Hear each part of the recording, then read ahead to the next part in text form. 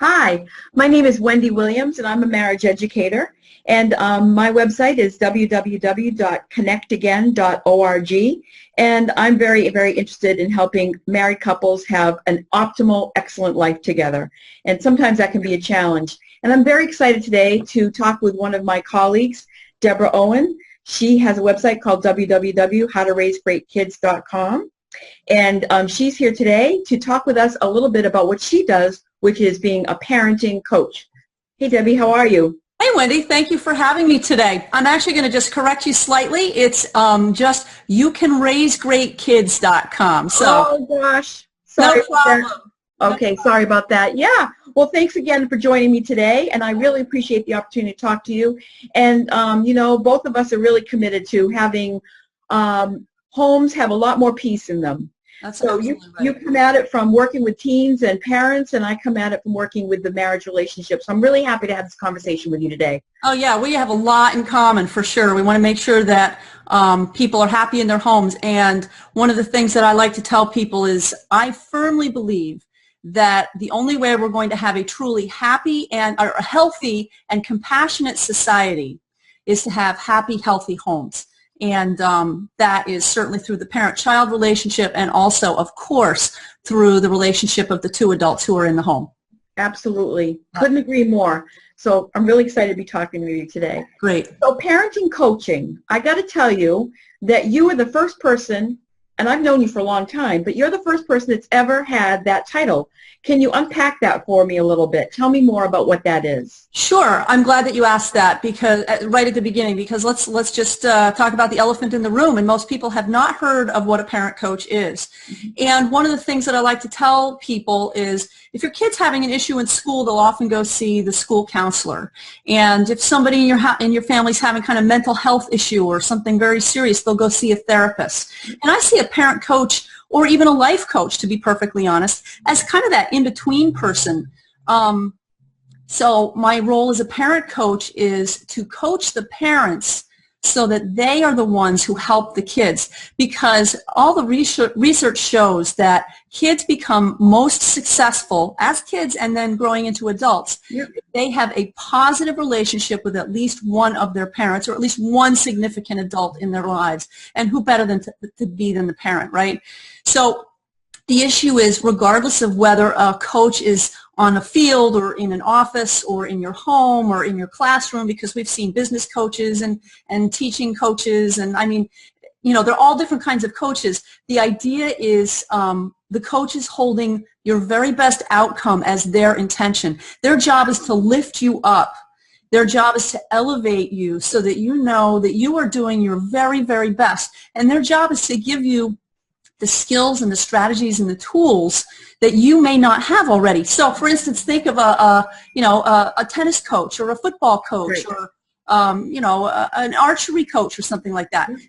Or a karate coach. If you are learning how to do this, I mean, you may have some background in it. Maybe you've done some reading. Maybe you've done some work on it already on your own. But if you get serious about being the very best that you can be, you get a coach to teach you the things that you just don't know yet. So that coach will have tremendous personal experience in the realm of whatever it is he or she is teaching. And like I said, their job is to give you the tools and strategies so that you can be better at whatever it is you're trying to do. And that's the same thing for a parent coach. My role is to give parents the skills, tools, and strategies so that they can be the very best parents that they can be.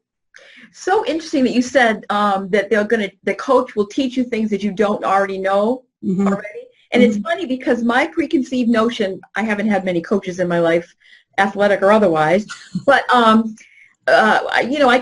all have had them in the professional realm. I used to be a nurse, and whenever I went into a new specialized area, I would have an older, wiser, more experienced oncology nurse, for instance, coach for me, right. And so, yes, a part of it was certainly like, this is how you do this new skill. This is how you can practice this new skill. But I got to tell you, a lot of it was, and tell me if this is true for you, a lot of it is, go on, you can do it. I know you don't want to. I know you're afraid. I know it's new. I know you're worried that you're going to come off a certain way that you don't like. but I'm encouraging you to press forward. Is that part of the coaching too that you're? Yeah.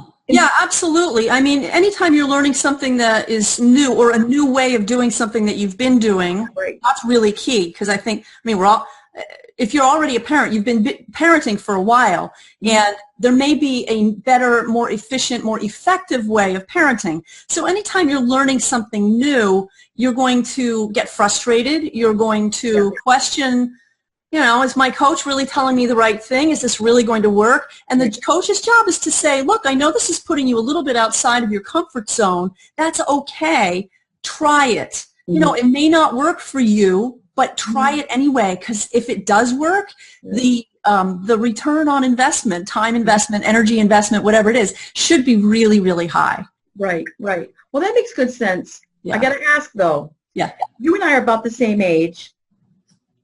My parents didn't hire a parenting coach. Did yours?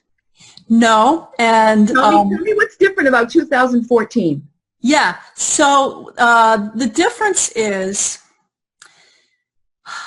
we have changed the way we look at raising children in our society.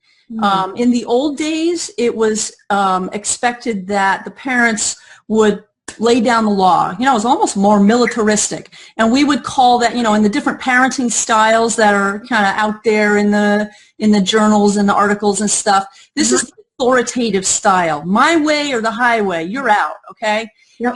And what we've come through because of there's a long history, and I'm not going to get into all of the history of parenting. The short version is because our society has tremendously changed. I mean, even from when you and I were kids, I mean, there's the internet, there's cell phones, there's, the man went to the moon and walked on the moon when I was 9 years old or something like that, or not even 9. I was less than 9, 6, I think. Yeah. And so, it's just, things have changed so dramatically and so fast that it's no wonder parents are like, I don't know what the heck to do in this entirely new society, because my kids are facing challenges and they're facing choices that I never had to face when I was growing up, that my parents never had to face when they were raising me. That's why it's changed so much. Yeah, it's true. I remember when I was a kid, I had this, what was the name? Her name, I think her name was Diane Arbu. She was a photographer, and she was kind of an offbeat, off-the-track photographer. And so her photographs were, I wouldn't say racy, but they were strange and offbeat, and I knew my parents wouldn't approve. Okay. So I had that one book stuck between my mattresses looking at these strange photographs of people who were, down and out or whatever, or challenged in some way. And I said, oh, these are kind of grotesque in a way. Yeah. But that was one book. And when I think about my boys who are now 23, 25 years old, I can't imagine what their eyes have seen on this little screen. No. I can't even imagine. No, it's huge. I mean, and even the television that we watched when we were 12 is completely different than the television that 12-year-olds watch today. And that doesn't even include what's on the internet. Right. So, I mean, it's tremendously different, and that's why parenting today is so challenging. It's because it doesn't resemble at all the world that we were growing up in. Right. It doesn't. But human beings and our milestones, our developmental milestones, have certainly stayed the same. So it's an interesting marriage, if you'll forgive the expression, an interesting marriage between how to raise great kids that is timeless and just some really good, caring, love, protection, all that good stuff, mixed with how do I work in this society and in this realm. Absolutely. So coaching is it. I'm not alone in the fact that I'm not used to the word parent coach, but it seems like it's something that its time has come. There is. We're in a different world, and we can't go back to what did my mother do in this sort of a situation. Right. That's all bets are off. Right. Right. And even the fact that, we live around the world from each other, from our families. I mean, it wasn't that long ago, probably 30, 40 years ago, when families still lived really very close to each other. And that still happens today. I can think of families that are still, within 15 minutes of each other. But, I have 2 younger sisters. And one of them, I live in Massachusetts. Our parents live in New Hampshire, which isn't too far from me. But one sister lives in Oregon and the other lives in Alaska. I mean, Oh, yeah. you know, Yeah. we don't have that cohesive family unit that, as a parent, I could depend on. Right. And fortunately, as my parents were young parents, and I was a relatively young parent, so all of our parents were able to help us at times Right. with our kids. But that's the other thing that's changed is a lot of parents are having kids much later in life.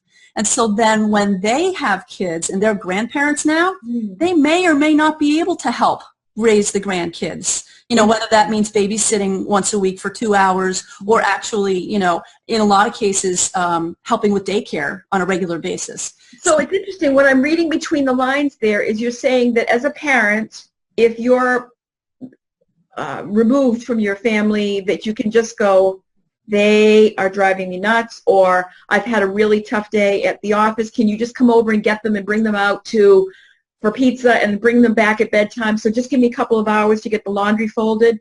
That we can't depend on that. No. So what I'm reading or hearing is that you're saying if it's all on us, if our shoulders need to be big and broad enough to raise teenagers in today's culture and in more or less isolation, if you will, then that stress level ratchets up a little bit. So is that a contributing factor to why coaching might be a really good strategy? Absolutely. Absolutely. There are a lot of reasons why coaching is a really good strategy, and the fact that there are many families where that extended family is not an option, that is decidedly one of the contributing stress factors. Yeah.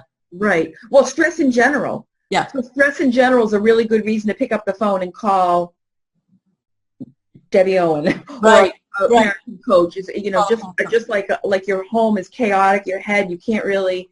One factor that I've heard about is there's a human resources term I'm thinking, or a social sciences term called employee engagement and disengagement.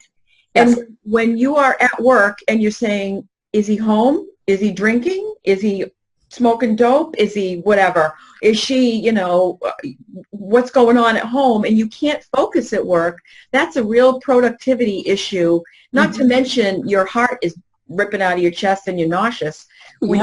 So can you talk about how that might affect a working parent? Oh yeah, absolutely. You know, as you're talking about it, if there is stress at home, either because you have a poor relationship with your kid or kids, which a lot of parents do, and you know, there are a lot of reasons for that.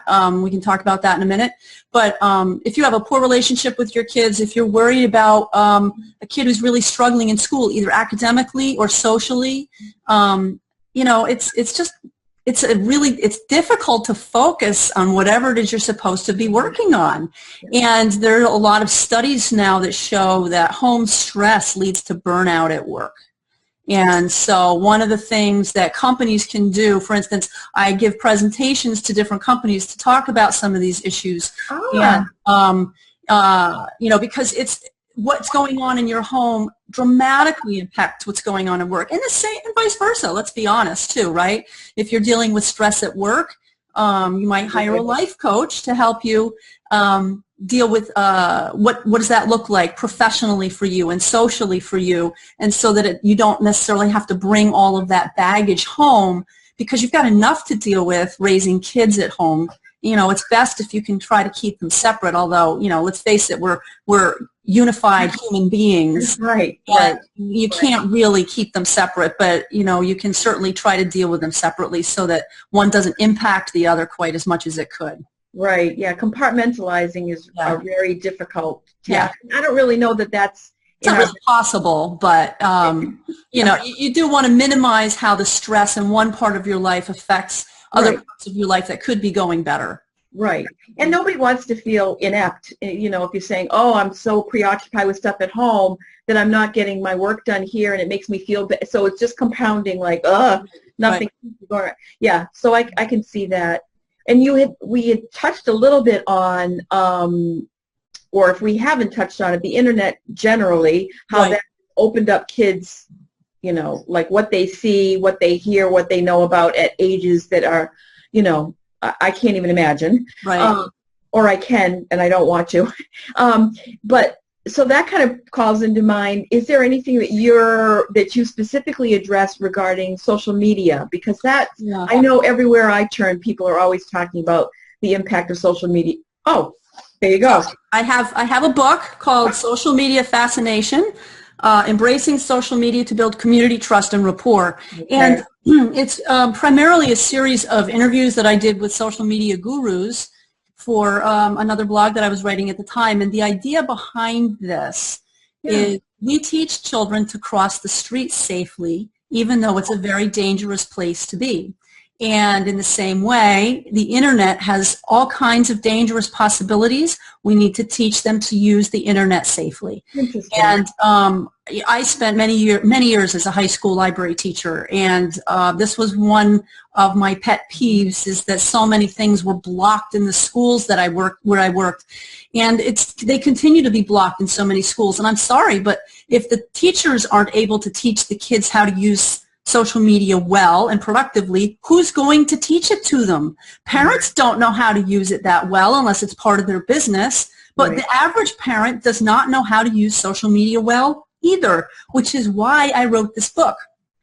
And the idea behind it is if we teach kids to use it well, and I have it built around the 6 C's, okay? There's communicate, collaborate, connect, create and innovate, curate, and then it's really all surrounding this one key component, which is care and serve. And the idea is that you can use social media in order to teach kids to care about other people. So if let's encourage them to become entrepreneurs. I've studied with several people like Mike Koenig, who is quoted in here, and a few other people who firmly believe that entrepreneurship is the savior of our society going forward, and how important that is. Mm-hmm. And in order to become an entrepreneur, you need to know how to use social media well, and that starts with the aspect of caring for your audience. Who are they? What are they concerned about? What are their problems? And then once you know what their problems and their issues are, and you can use your own problem-solving skills, which is an important 21st century skill, right? Use your own problem-solving skills to create and innovate. And here we get into all the 21st century skills that people are so worried about. And also connecting with a community that's large. I mean, because I've been involved in a number of online communities, and I've actually met a few people at events in person, but I've been involved in a number of online communities. I have friends all over the world, and how cool is that? I have a couple of friends in Australia. These 2 guys that I met through this one mastermind group that I'm in, and I'm going to get to Australia and I'm going to visit them and their families, and I can't wait. And I met recently, I was at another weekend, and I met this awesome guy from Denmark. His name is Ulrik. Ulrik, I'm coming to see you with my family, and I want you to come to Boston with yours. We've agreed that we're going to do that. And you know, how cool is that? And that's what the power of social media is, to be able to connect with people all around the world and collaborate in order to create amazing new products and things, and to just communicate. So that's what my book is about, and that's what I think we need to be teaching kids, and not just saying no, no, no all the time. We got to teach them to use it. I got to ask you, the reason we're saying no, no, no, 2 things that come to mind. Sexting and bullying. Right. Those are such perfect vehicles for inappropriate, natural sexual curiosity, natural sexual expression. That's appropriate. So So here's the thing. Yep. Social media has made it much easier for those poor character traits to surface. There's no question about it. But the point is, if teachers aren't the ones teaching kids to use social media well, who's going to do it? And it comes down to teaching character education. Because if you take away the social media, they're just going to find some other way to be bullies or to get into pornography. I mean, people have been bullies and pornographic for years and years and years. Social media has made it a little bit more convenient right now. The issue isn't the vehicle. The issue is the character education, and that's a whole separate subject. I couldn't agree with you more. I could not agree with you more. I mean, it's sort of like people, there are thinking way back when the car was developed, people were like, oh, that's just so unsafe. We got to stick to the horse and buggy. And granted, yes, there are car accidents, but that doesn't negate the fact that it's a really good idea that we've developed cars. Right. Take the analogy where you will. Or fire. Fire is a very dangerous thing. We teach people how to use fire well, so that and then there are people who misuse fire, and there are people who misuse cars, right. And there are people who misuse the internet. Right. So we need to. It's a character education issue. Interesting point. So character education, is that a component of parent coaching, or? I haven't gotten into it yet, but it is certainly something that we could take a look at. There are a lot of really good character education programs out there already. Right. So I would. It's a resource that you could speak to and help direct people. Yeah, great. Yeah. Great. And the other piece that I was interested in what you said was had to do with innovation. You said something about innovation. Create and innovate, yeah. Yeah. Tell me more about that particular piece of your 6 parts. Yeah, the 6 C's. Yeah. Just that we create something new, or we innovate on either an old idea or a new idea, yep, because we want to solve a problem.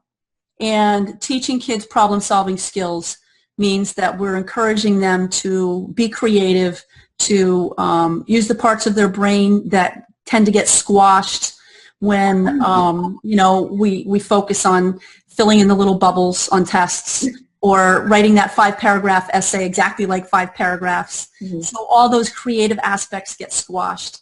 And how cool is it if kids have an opportunity to create apps, or to create groups, or to create almost anything that can be available through technology.